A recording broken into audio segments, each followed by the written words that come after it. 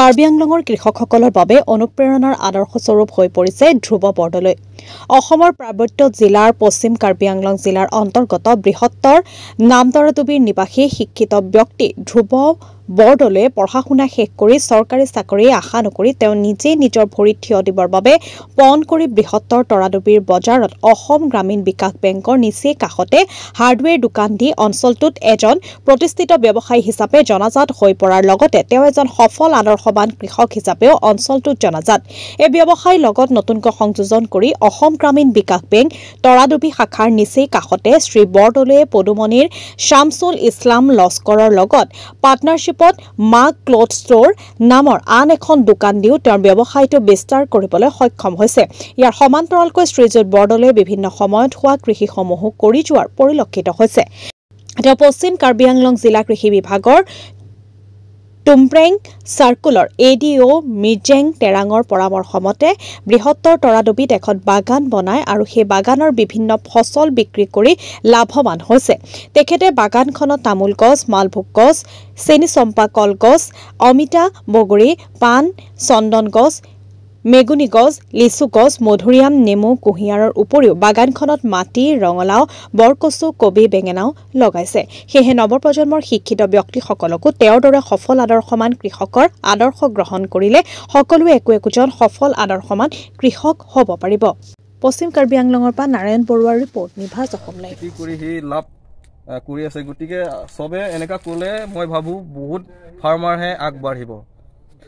আৰু তামোলটো আজিকালি মই ভাবো আজিকালি তামোলৰ ইনকাম চ'ৰ্চটো বহুত ভাল। একবাৰমান লগালে আপোনাৰ 7 বছৰৰ পিছতো 30 বছৰলৈকে আপোনালোকে প্ৰডাকশ্যন পাই থাকিব। এভৰি ইয়াৰ মানে বছৰত আপোনাৰ ছাপ'জ 4 বিঘা 5 বিঘালৈ কিবা মোৰ দেন 2 লাখ 3 লাখ ইনকাম চ'ৰ্চ ফাৰ্মাৰে পায়। গতিকে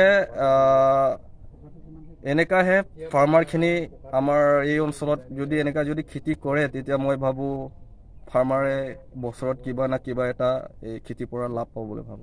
স্কিমটো কি আছিলে? স্কিম আছে ৰাষ্ট্ৰীয় কৃষি বিকাশ যোজনা RKVY। এই স্কিম পৰাহে আমি তামোল পুলিটো মানে ফ্ৰী বিনামূলীয়াকৈ 0 দি আমি দিছোঁ ফাৰ্মাৰ। আৰু বহুত ফাৰ্মাৰে এনেকা কৰি আছে, বেলেগ বেলেগ জেগাতো আছে। এখন আমাৰ ছাকচেছ ফাৰ্মাৰ বোলে মই হিচাপত মানে মই ইয়াতে দেখাইছিলে ডেম'টো। আৰু তামোলটো মই ভাবোঁ 8 মিটাৰ যদি লগায় তেতিয়াহ'লে 8 ফুট যদি লগায় তেতিয়া ভাল। তাৰ মাজতে বেলেগ বেলেগ এই এগ্ৰিকালচাৰ ক্ৰপ লগাব পৰা যায় মানে। নমস্কাৰ, মই কৃষি চক্ৰৰ বিষয়া টুমপ্ৰেং চাৰ্কল।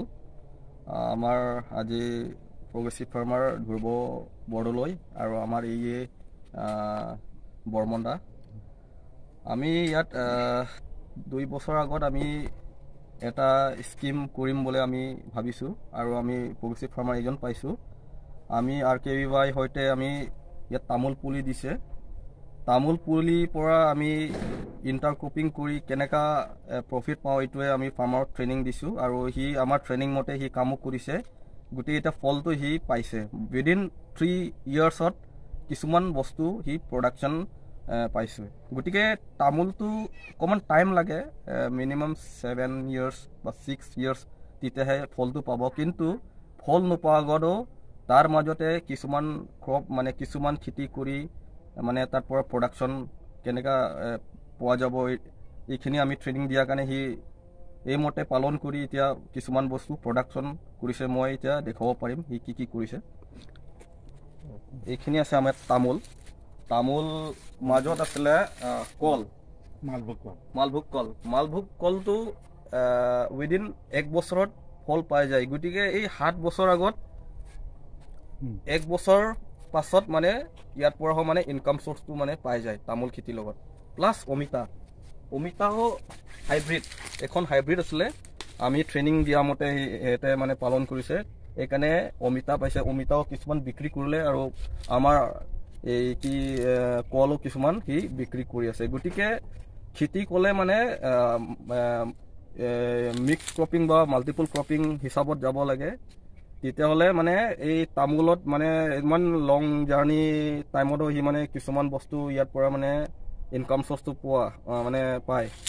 গতিকে খেতি কৰিলেও এনেকুৱা খেতি কৰিব লাগে যাতে মানে বছৰত কিবা এটা ইনকাম চ'ৰ্চ পায় ফাৰ্মাৰে, তাকে বেছি আগবাঢ়িব পৰা যায়, ইনকাম প্ৰফিট আৰু গতিকে ই যদি 7 বছৰ পিছত এইটো যেতিয়া ডাঙৰ হ'ব, তামোল ডাঙৰ হ'ব, ইয়াৰ পিছত এইখিনিও মানে আঁতৰাই দিব পাৰে। গতিকে তামোল নোপোৱা আগতো কিছুমান